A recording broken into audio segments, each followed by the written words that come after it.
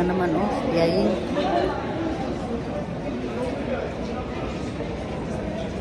Kumoyo na yung bulis. Okay, kasudlan.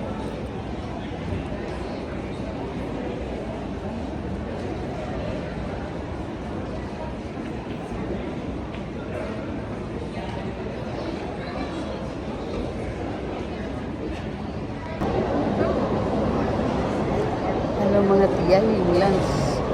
Lunch ta dire sa ano, food court sa Sinok. Center Mall.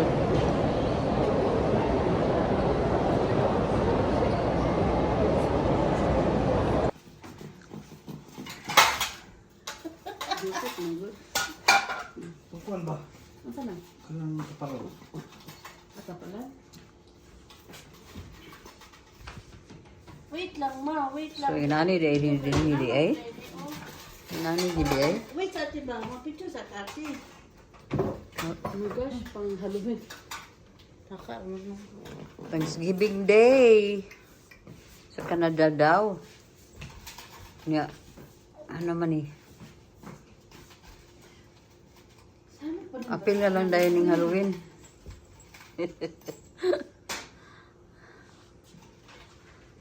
So, maura niya mo ang kwan.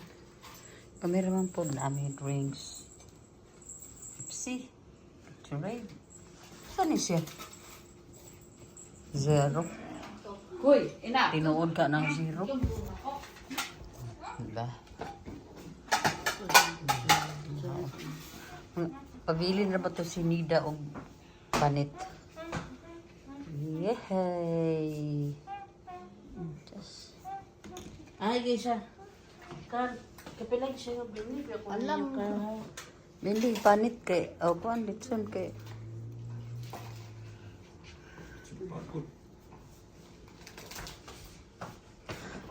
Ang gamay naman ng pagod na.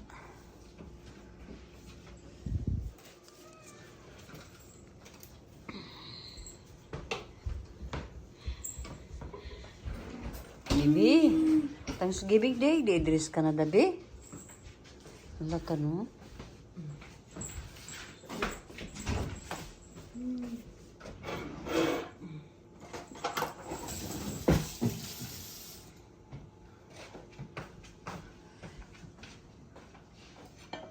Sa square ka, wala lagi ko sa inyo bili-bili ko ito yun. Talagang yung picture. Nanay. Kalisod ba?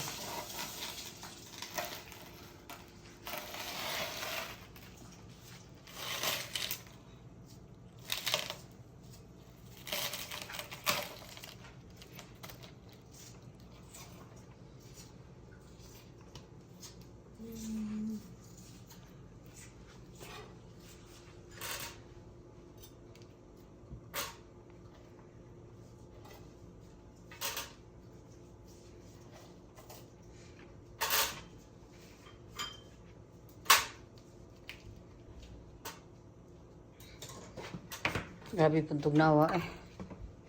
Wala pala. Wala kawan.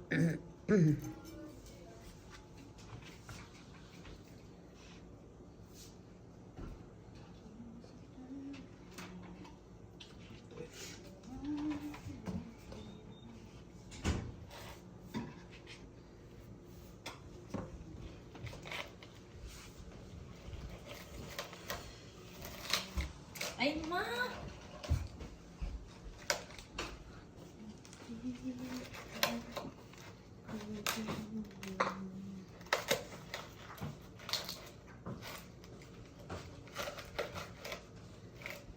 Abol niya, may isa. Isa man nga natunda ko? Hati di sila no.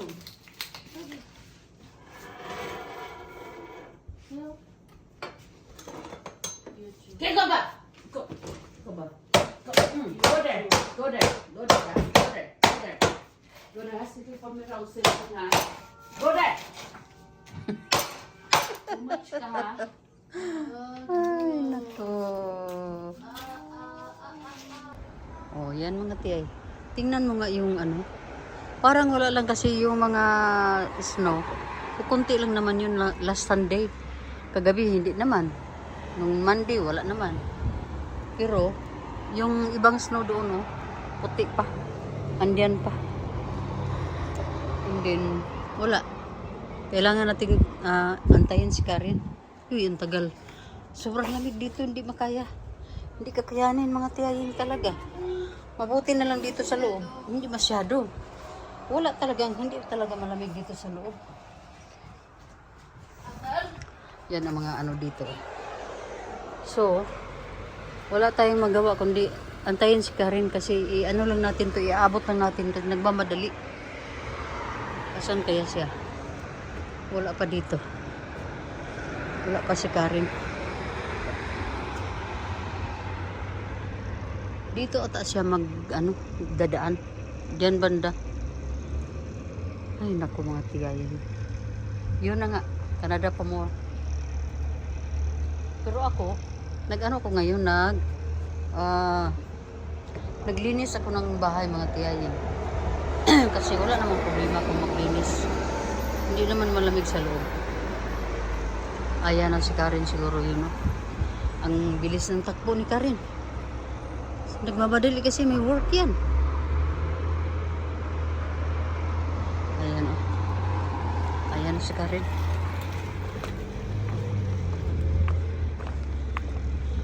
Car!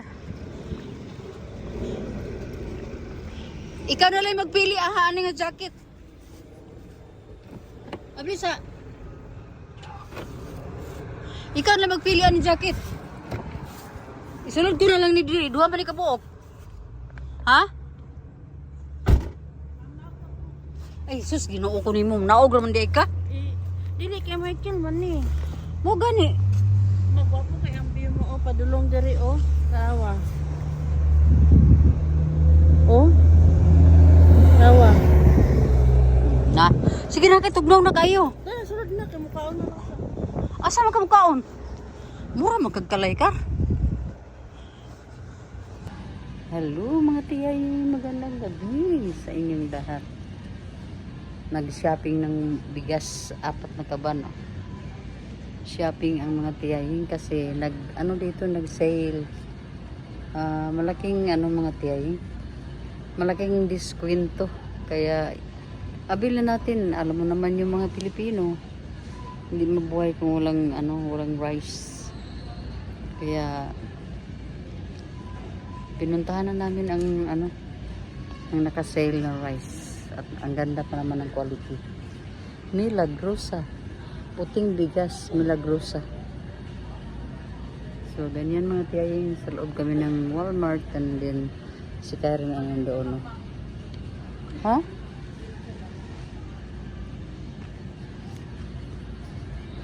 Ayan o.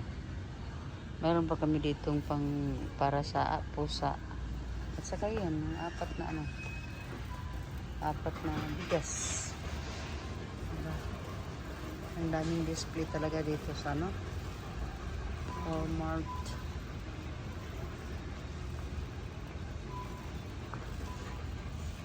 At di tayo magtagal dito. Naka-display na ang mga pang-winter.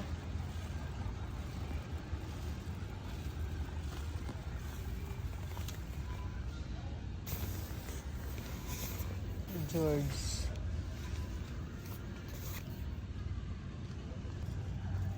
Diba mga tiyayin? Ganyan ang buhay pag winter na. Ganyan ang mga kasuotan. Mga ganyan. Kasi kung magsuot ka lang ng ito, ganito, wala. Hindi ka pa rin maano sa lamig. Kaya ganyan talaga lahat. Mga suotin ng mga tao. Pati mga shoes, may mga gloves. Kailangan talagang may ganyan para safety sa lamig. Ayan ang mga warmer na hat. Yan. Diba? At mga gloves.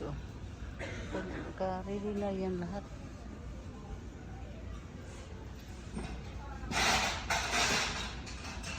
Saan naman si Karen?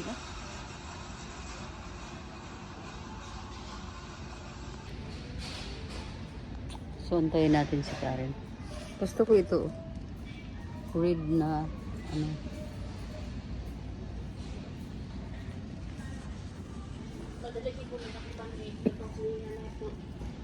Kisa bang? Ikaw ba nagtrabaho ng park?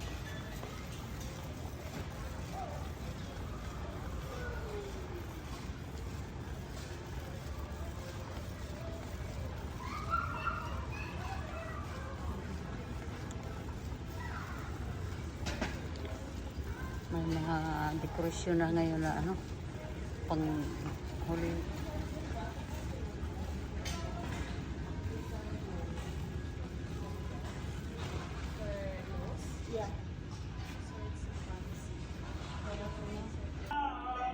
Hello! As usual, nakabihis si Tia eh. Nagpants tayo sa baba. Terno ng itong kuha natin oh.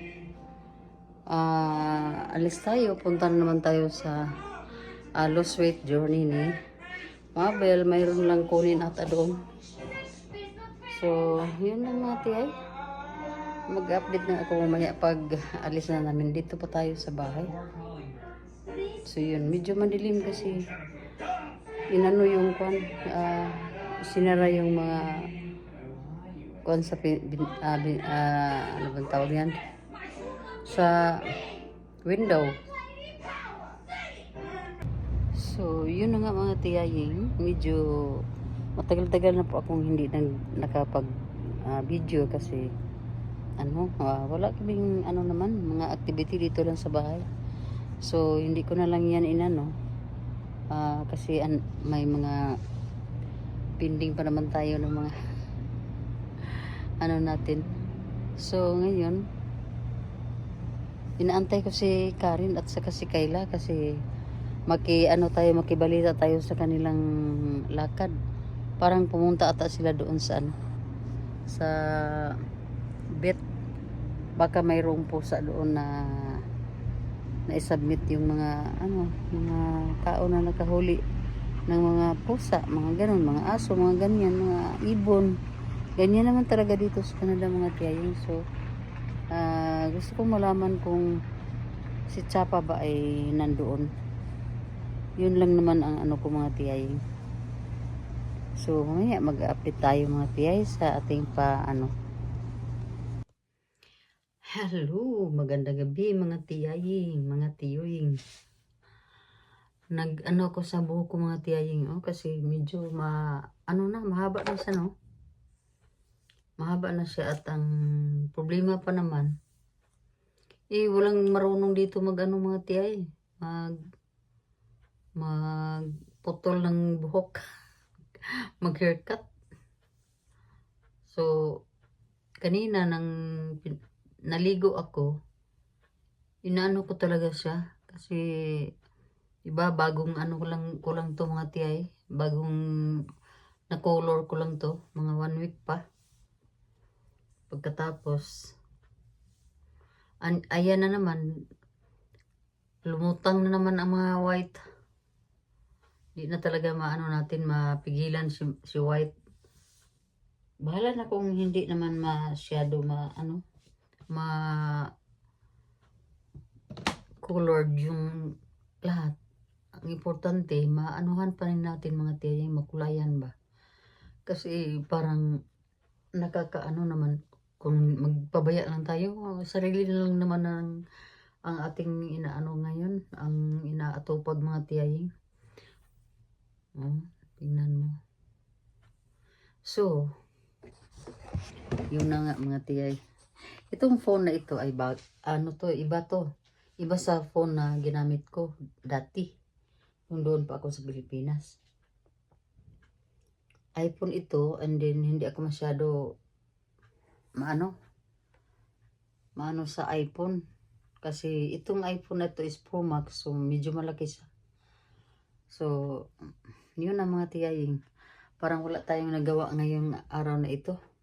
Kasi, alam mo naman na ang trending ngayon ay yung mga news sa TV.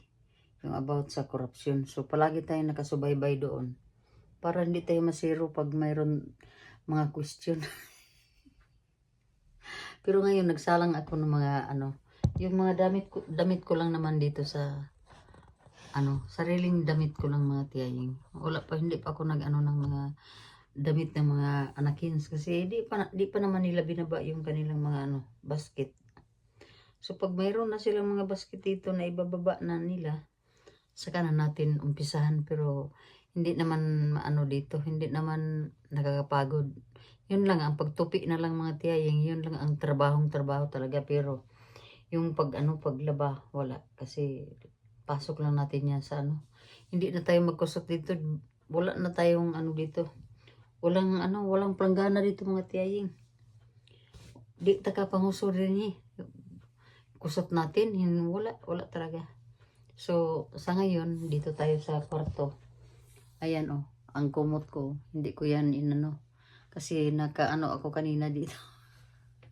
And then, gabi na dito mga tiyay, mga 7 na. Tingnan natin ha. Basta parang 7 PM na. Mahigit na nga ng 7 PM. So, tumambay lang ako dito kasi si Karen andiyan naman sa itaas. Makapag siya siya ni Queenstown doon. Pero, siguro pag uwi ko ng Pilipinas, mahaba na itong buhok ko mga tiyaying. Ang problema ko pa naman, ang daming mga naglalagasan ba? Daming malaglag araw-araw. So, ganyan na talaga pag tumatanda na ang tao, ang mga buhok naman ay hindi na sila stable. Siguro nakulangan na ng vitamins. Pero may may nabasa akong isang na ang solusyon sa mga hair fall ay yung castor oil. I-massage mo na dito sa scalp mo. Castor oil. Yun daw. Yun ang isa sa mga makakatulong ba sa mga hair fall. So, hindi pa ako nakabili ng busy lahat dito sa pag pumunta naman tayo doon sa mga mga department store, hindi naman natin maisipan ang castor oil. So, dito mag-antay na lang tayo sa ilan na lang ang matira. Bitaw mga tiyaying magpatawa lang muna tayo kasi mahirap na kung palaging na lang nakasimangot ang mga pagmumukha natin